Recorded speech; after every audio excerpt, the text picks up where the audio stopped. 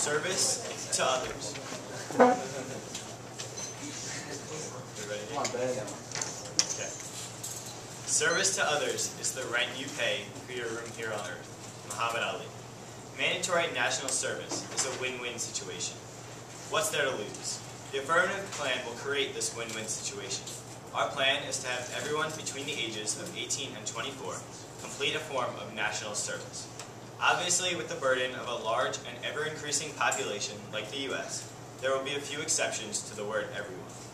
The affirmative recognizes the people who would potentially be exempt from compulsory national service, like the physically and mentally disabled, severely impoverished, etc., and if needed, will be discussed later.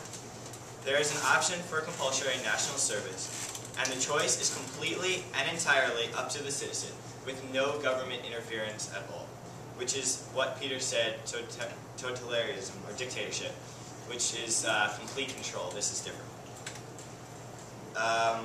Everyone will be required to complete 200 hours of community service through already established programs such as Teach for America, Peace Corps, or a local program.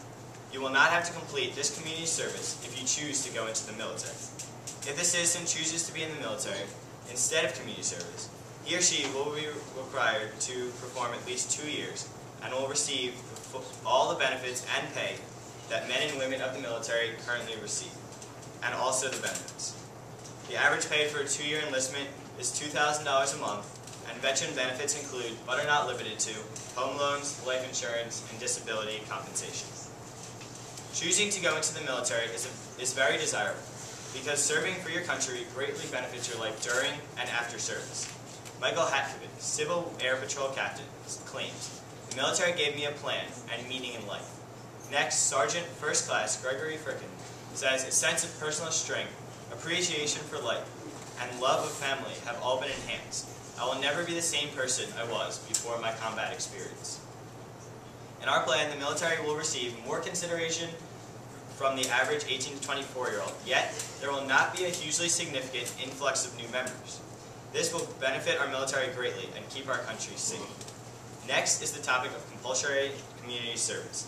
To fulfill this requirement, the citizen must perform 200 hours of community service between the ages of 18 and 24. It does not matter if during this 7-year period he or she is attending college and grad school or is working a full-time job. The 200-hour minimum will easily be carried out. In a student's case, during this period of time, he or she will likely be taking part in community service to achieve their college degree, and these hours will also count towards their 200 hours. Secondly, there are plenty of opportunities on campus for a college student to perform very meaningful community service.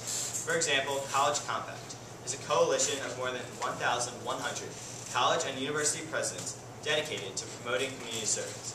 If the citizen who chooses community service works a full-time job, 200 hours will still be a piece of cake to accomplish.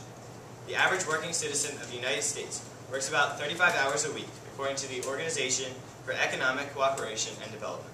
That is about 1,820 hours a year, or 12,740 hours in the 7-year period between the ages of 18 and 24. 200 hours of that time frame is 0.63% of the amount of hours the average citizen works. In other words, the average citizen who works 35 hours a week would have to help 33 minutes a week of community service. This little amount of time will make a huge difference in our country. A citizen could also choose to take 6 weeks of their year and perform their 200 hours of community service, normal working hours. Would you give 6 weeks of your time to be a good American? Again, this option is both practical and desirable. First, increased community service will dramatically benefit the nation as a whole. The dollar value for an hour of community service is estimated at $20.85.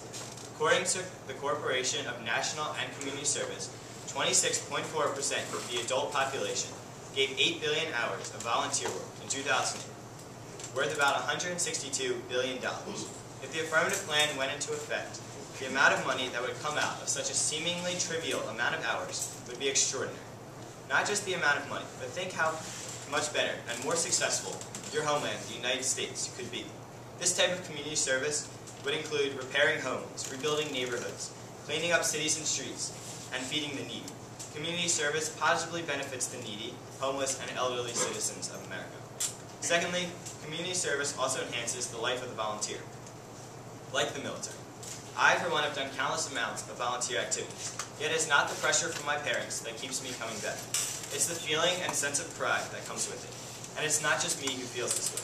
Winston Churchill, Prime Minister of the UK, once said, "We make a living by what we do, but we make a life out of what we give." Jimmy Carter, the 39th President of the United States, wrote, "Throughout my life, I've seen the differences that volunteering effects can make in people's lives. I know the personal value of service as a local volunteer. Volunteering shapes your life and gives you a new positive outlook on the world." In conclusion, the affirmative plan gives you the choice of community service or joining the military for every citizen in the U.S. between the ages of 18 and 24, except for the previously mentioned exceptions. Compulsory national service would benefit our country and all the great individuals who reside in it. It's a win-win situation. Vote for a better nation, vote for the greater good, vote affirmative.